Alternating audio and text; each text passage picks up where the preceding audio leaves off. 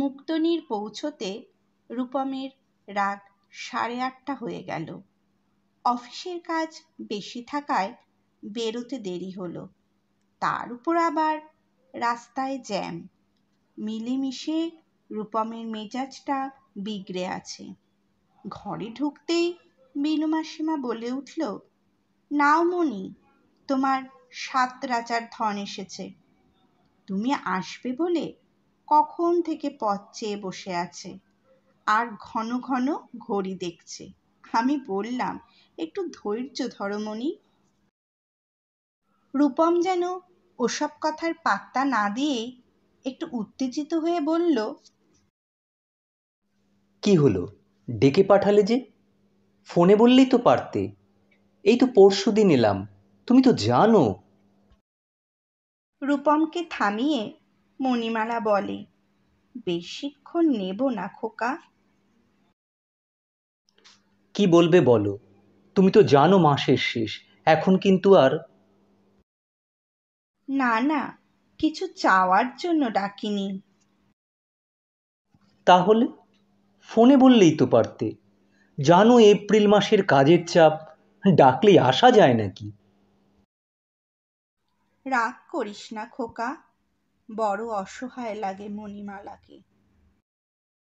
কি বলবে তাড়াতাড়ি বলো। তোকে একটা জিনিস দেবার জন্য ডেকে পাঠিয়েছি। জিনিস মানে?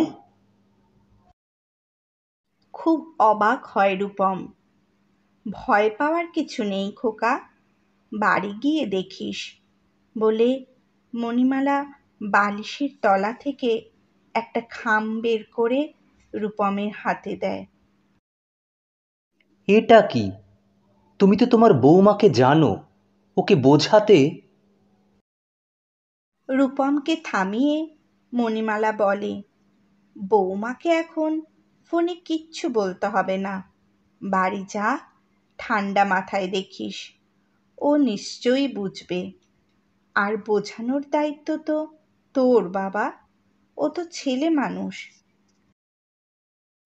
কিন্তু তুমি।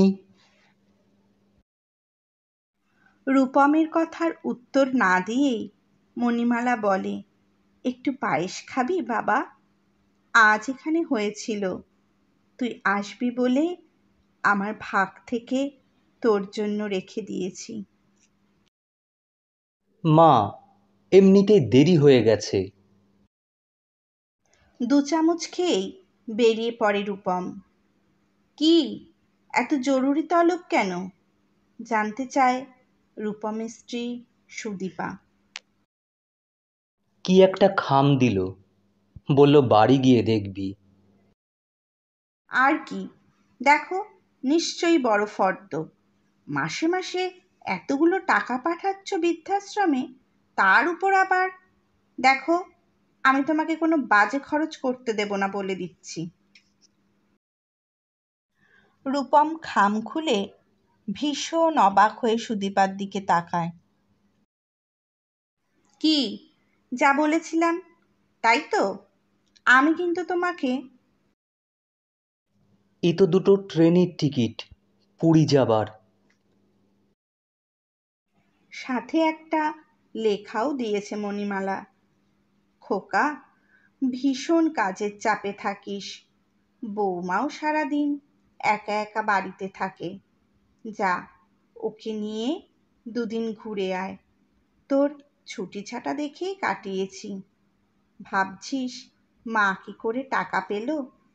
তুই মাসে মাসে যে টাকা পাঠাস, সেখান থেকে কিছু কিছু করে জমিয়ে রাখি, সেখান থেকেই দিয়েছি। একা মানুষ, আর কত লাগবে? যাওয়ার আগে আর একবার একটু সময় করে আসিস, তোদের কেনাকাটার জন্য কিছু টাকা দিয়ে দেব, এসে নিয়ে যাস বাবা। আমার উপর রাগ করিস না। রূপম আর পড়তে পারে না, 2 চোখ ঝেঁপে বৃষ্টি নেমে আসে। গল্প যদি ভালো লাগে, আমাদের ইউটিউব চ্যানেল ও ফেসবুক পেজ সবরীর কথামালা লাইক, কমেন্টস ও শেয়ার করবেন এবং অবশ্যই চ্যানেলটি সাবস্ক্রাইব করবেন। গল্পে থাকুন, ভালো থাকুন।